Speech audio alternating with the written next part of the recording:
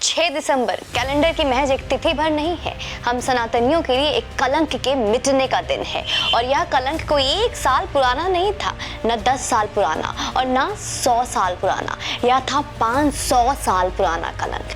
राम के जन्मभूमि पर, जन्मस्थान पर बाबर के बाबरी मस्जिद के रूप में।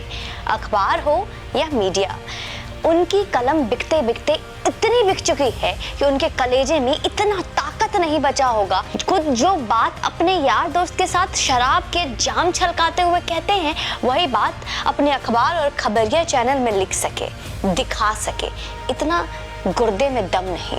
वो इस सोशल प्रोटोकॉल का नाम देंगे, वो इसे मीडिया प्रोटोकॉल का नाम देंगे, लेकिन ना तो हमारी कलम बिकी है और न जुबान। हम कहते हैं कि आज हमारा शौर्य दिवस है, आज हिंदुओं के माथे पर लिखे सबसे बड़े कलंक के मिटने का दिन है। हम कोई अखबार नहीं है कि हमें यह लिखना पड़े कि कानून का रास्ता तलाशना चाहिए था। हम न खबरिया चैनल है जो ये कहे कि अहिंसा का कोई स्पष्टीकरण नहीं होता। हम तो राम भक्त हैं, हम कृष्ण भक्त हैं जो न्याय के लिए काल के गाल में समा जाने को और अन्याय में धरती को नरमुंडों से भर देने को सही समझते हैं।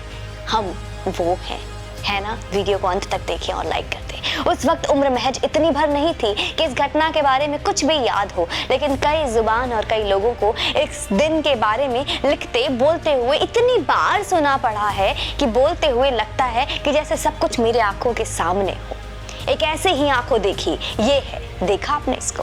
उस दिन यानी कि 6 दिसंबर 1992 को प्रातः 10:30 बजे 10:30 पर लाखों कार सेवक के कतार में लगे अपनी बारी की प्रतीक्षा में थे कि अचानक अगली कतार में लगे आंध्र प्रदेश के कार सेवकों के एक जत्थे इसका धैर्य जवाब दे गया और कार सेवकों ने वही उत्पात करना आरंभ कर दिया था, जैसा कि हनुमान जी ने रावण की अशोक वाटिका में किया था। अशोक जी सिंगल भागे भागे कार सेवा स्थल पर गए। उन्होंने कुछ कार सेवकों को समझाया और आवेश में आकर कार सेवक के मुंह पर तो तमाचा भी जड़ दिया था, परंतु भगवान राम के आदेश से उस दिन कुछ और ही होने जा रहा था। हनुमान बिना लंका जलाए शांत कैसे होता? इसके बाद जो हुआ उसका स्मरण करके आज भी गला रूंध जाता है और नयन गीले भी हो उठते हैं। हिंदुओं की मानसिक गुलामी और सार्वजनिक अपमान के प्रतीक बाबरी ढांचे की एक एक ईंट उखड़नी शुरू हो चुकी थी। उस समय जिस भी राम भक्त से जो बन पड़ा वह उसने अपने स्तर पर करना आरंभ कर दिया था। जो कार सेवक वृद्ध थे या जो शरीर से अधिक कुछ नहीं कर सकते थे, वे सड़कों पर बैठ गए थे और सुरक्षा बल कार सेवा को रोकने के लिए वहां तक ना पहुंच पाए, इसलिए सिर्फ वो सड़क पर बैठकर जय श्री राम कह रहे थे। दोपहर 12 बजे तक दर्जनों गैती कस्सियां और मोटे मोटे रस्से वहां पहुंच गए थे। उसका आज तक यह पता नहीं चल पाया कि वे किसने और कहां से खरीद कर भिजवाए थे। जब कार सेवक घायल होने लगे तो कुछ फर्स्ट एड बॉक्स भी वहां पहुंचा दिए गए थे। सारा सुरक्षा प्रबंध और सारा प्रशासन उस दिन धरा का धरा रह गया था। सायंकाल 5:30 बजे तक 3 गुंबद धराशायी हो चुके थे। इससे पहले रामलला को उनके मूल आसन सहित बीच के गुंबद से सुरक्षित निकाल लिया गया था। पूरे देश में टेलीफोन की घंटियां बजने लगी थी तो अयोध्या के सभी मंदिर के भी घंटियां और जय श्री राम के घोष से गूंज उठे थे। सारे मंदिरों में रामलला की सामूहिक आरती आरंभ हो चुकी थी। हर ओर बधाइयां दी जा रही थी और मिठाइयां भी बट रही थी। रात के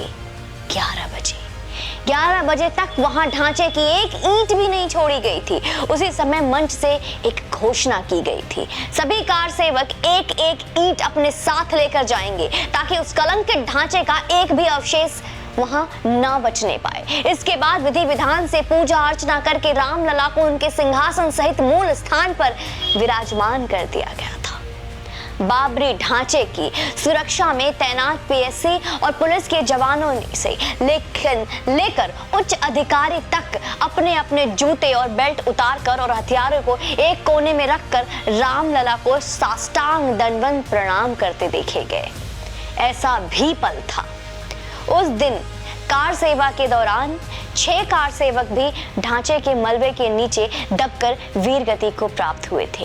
एक मां बड़े गर्व से लोगों को बता रही थी, वो देखो मेरा बेटा उस गुंबद पर चढ़कर कार सेवा कर रहा है।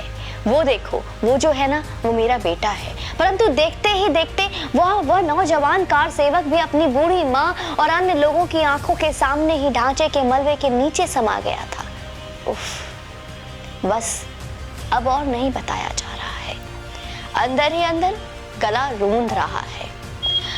हम मनुष्य हैं, हर अंग हमें दे दो। आप कहेंगे कि फिर सर क्यों एक है, जुबान क्यों एक है, तो ये भी दे दो ना।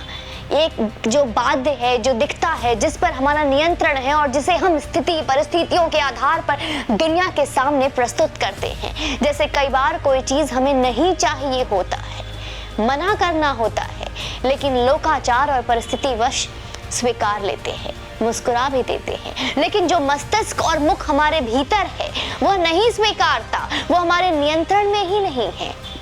तो चाहे कोई कितना भी किसी प्रोटोकॉल में जिए, लेकिन देश का हर सनातनी के अंदर का मस्तक गर्व से उठ गया होगा।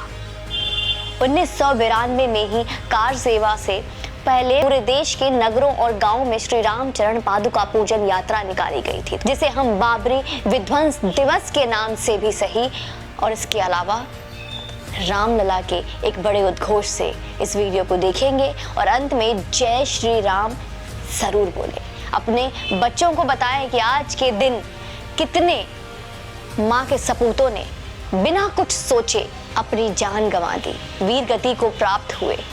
कितनी माँ ने अपने बच्चे को बिना कुछ सोचे रामलला की सेवा में बिना कुछ सोचे यूं ही भेज दिया। वो उनकी भक्ति थी, वो उनकी आस्था थी। और आज भी हम ऐसी माताओं को, ऐसी बहनों को, उनकी वीरांगनाओं को आज नमन करते हैं। बाकी इस पर हमने और भी वीडियो बनाई है, उसकी लिंक भी मैं आपको इसे मेंशन कर देती हूँ। आप उस पर क्लिक करके ये वीडियो भी आप अवश्य इसके साथ जरूर देखें। बाकी चैनल पे यूं ही बने रहें और अपना प्यार देते रहें। जय श्री राम, जय हिंद, वंदे मातरम।